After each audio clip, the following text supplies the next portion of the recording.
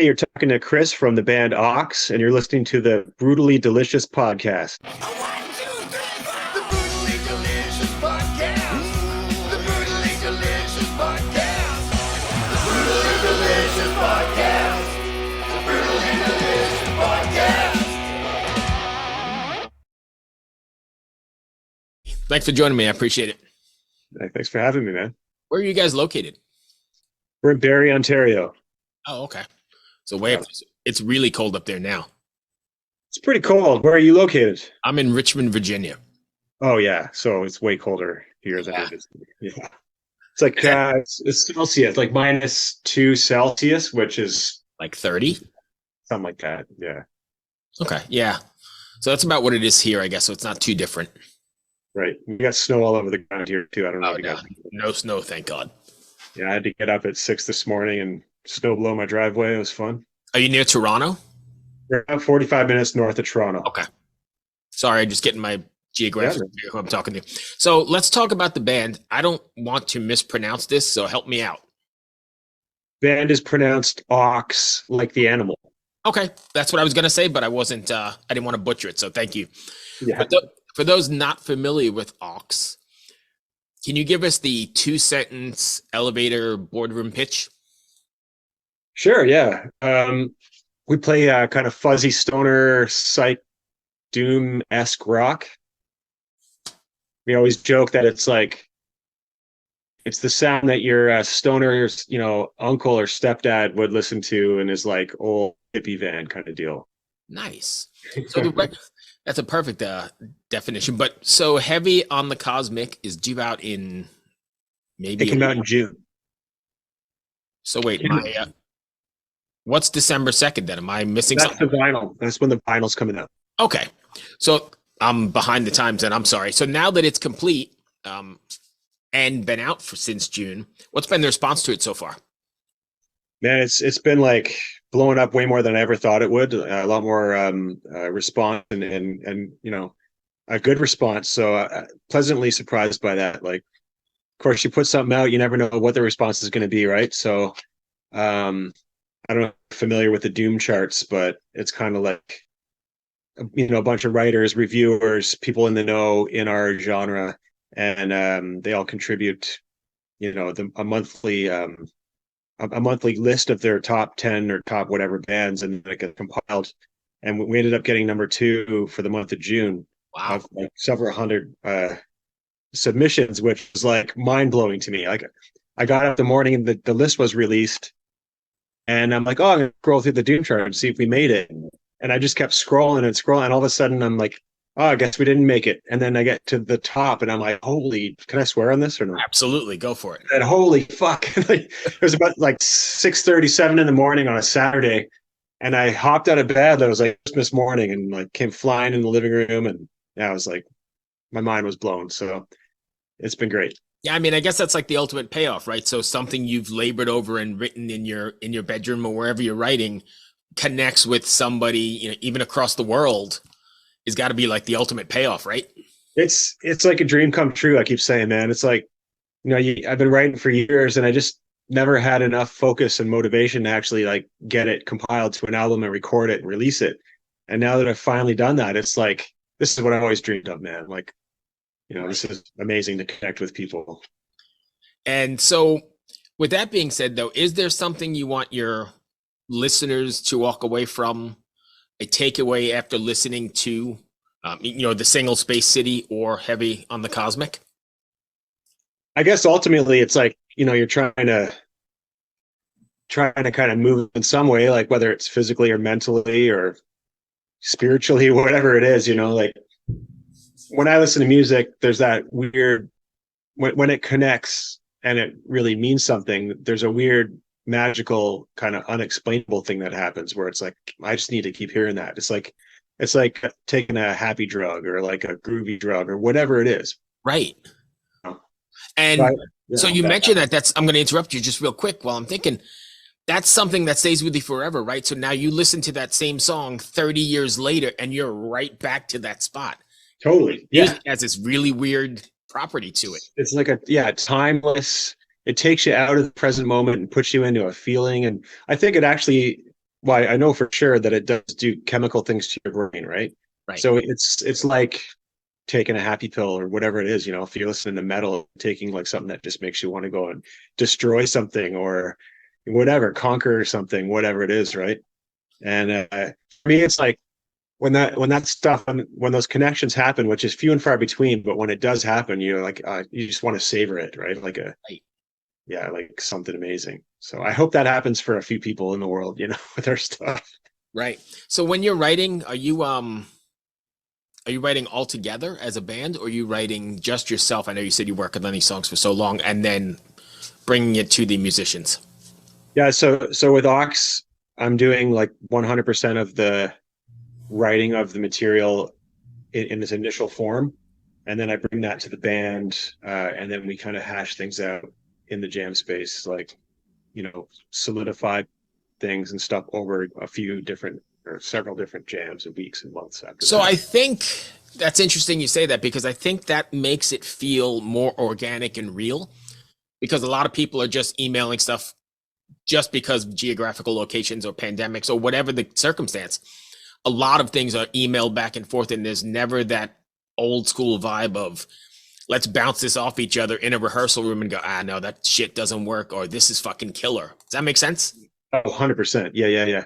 And every band that I've been in where it's like I dig what we do, it happens organically.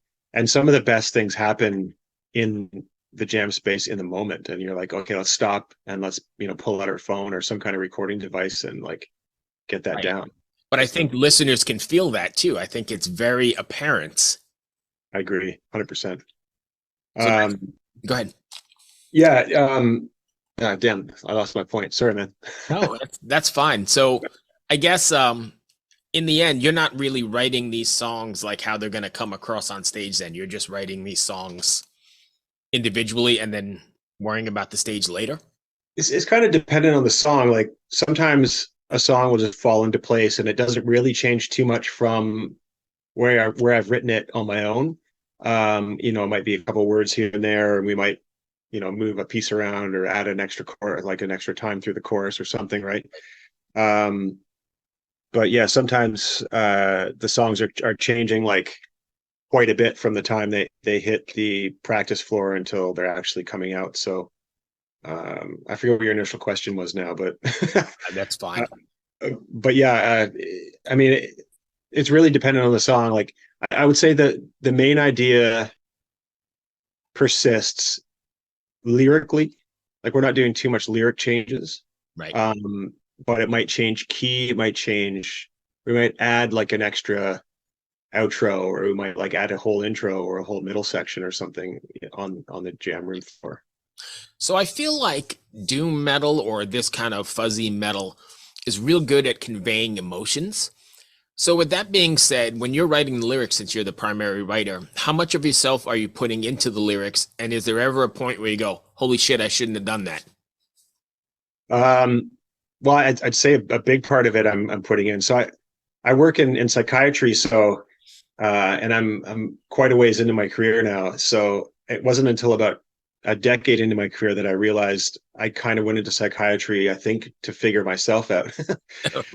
And I work with people that are constantly analyzing and like, you know, we're always like looking at things from different perspectives and trying to figure things out. So I think as much as the songs are about things that might seem kind of fantastical or like, you know, symbolic, like we might be singing about a spaceship or aliens or demons or a potion or something, right? On the surface, really that represents something else, right? So it's like I like metaphors and I like symbols, and I'm a big classic rock fan, so I love like all the Zeppelin and Sabbath and you know Rush and all those things. They sang about all these fantastical things, right, with a Right. kind of 70s like uh sci-fi look to them, right?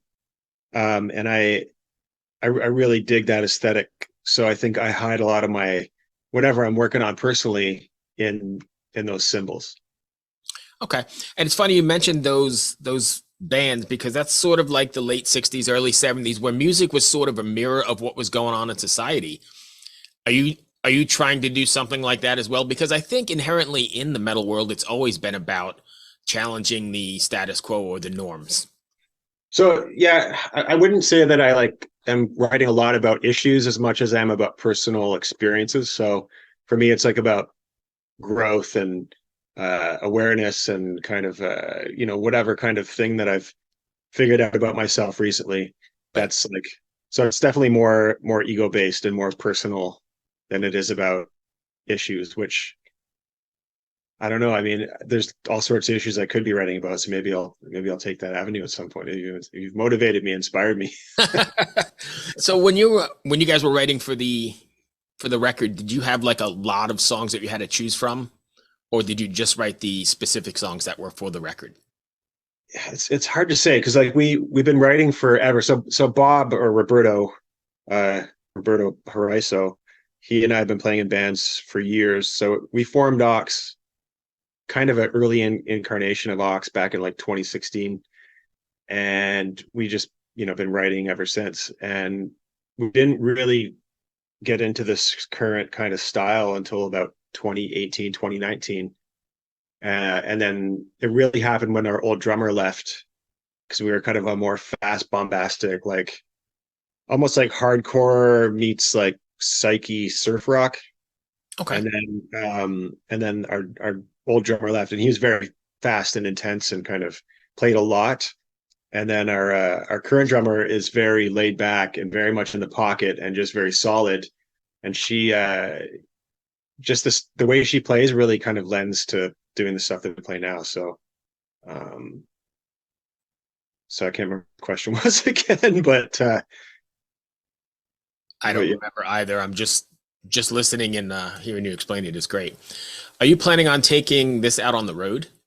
Absolutely, yeah. So we have, I guess officially, well, we can talk about it now. I don't know when it's coming out, but we do have a tour planned with the band called Sons of Arrakis from Montreal. Okay. So they're going to be coming here for some dates in January, and then we're going to take kind of a month, do some local shows by ourselves, and then we're going to go to Quebec for some dates. So if you check all of our social media, we have like pretty much all the social media going. You can see the dates for it's going to be called the Interprovincial Wormhole Tour with Sons of Arrakis and Aawks. Nice. I understand that touring in Canada is kind of rough, right? Because there's great vasts of land in between cities, not like the US, right? Yeah, so where we are in southwestern Ontario, it's more like a state, but the province is enormous. Like the province of Ontario is like 4 or 5 states, like smashed together, depending on, Right. like 4 or 5 Midwest states. Like it's big. And so if you're going from Sault Ste. Marie, Ontario to say Windsor, Ontario, that's like 7 or 8 hours. Wow. Right. But if you're going from here to Toronto's 45, and then from Toronto to Hamilton's another 45. Like, so there's a lot of, dense cities. So routing is important. Oh, big time. Yeah, yeah. So it's funny you mentioned psychiatry, because the next thing I'm going to do is play a little game if you're up for it. 100%, yeah. My sister is a psychiatrist in New York City, and so she gave me these little slides that I've been using for a couple weeks now. Cool. I'm going to share a slide with you. All I want you to do is tell me what's going on in the picture and what the next frame would be. You may have already seen these then, because you're in the business, but if you have, I've got another one, but this is the one we've been using today. All right. And they make great shorts. People love them, while we're waiting for the full episodes to come out. So if you're game, let's do it. I'm going to share this with you, and you should have it now. Do you have that? Yes. Ooh. Okay, what's going on here? It looks like a surgery of some kind. This looks like these like old turn of the century like picture or depictions of surgery or some kind of odd practice. I know that like this is not a lobotomy because it's not on the head, but it looks like they might be letting spirits out of this guy or something, or maybe they're doing like some kind of liver surgery on him. And I don't know what the representation of the guy in the front is, but it looks almost like a Hitler Youth to me. And like he's forcing them, right, with a gun, maybe? Maybe something's going on there. Yeah, I don't know. What do you think the next frame would be? Well, if there's, oh, I see the gun there. I didn't see the gun until now. I think the next frame, and then I noticed there's a light coming in from, it looks like a basement or something.